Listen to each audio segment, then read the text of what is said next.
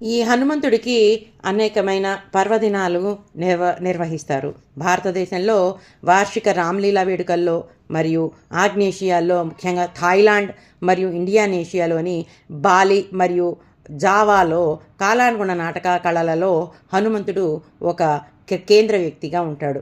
రామ్లీలా అనేది పురాతన హిందూ ఇతిహాసం.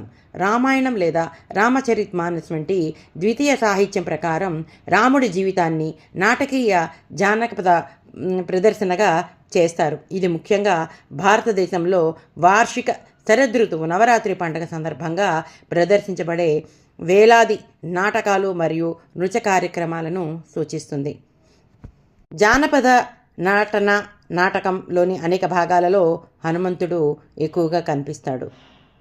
2008లో యునెస్కో రామ్లీలా ఉత్సవాలను మానవత్వం యొక్క అవ్యక్త సాంస్కృతిక వారసత్వాలలో ఒకటిగా ప్రకటించింది.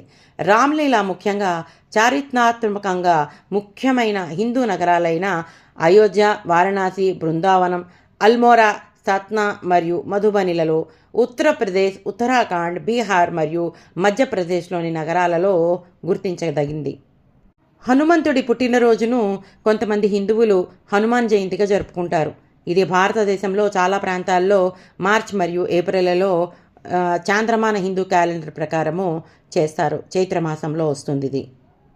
అయితే కేరళ మరియు తమిళనాడులోని కొన్ని ప్రాంతాల్లో హనుమాన్ జయంతిని ప్రాంతీయ హిందూ మాసమైన మార్గళిలో జరుపుకుంటారు. ఇది డిసెంబర్ మరియు జనవరి ప్రాంతాలలో వస్తుంది.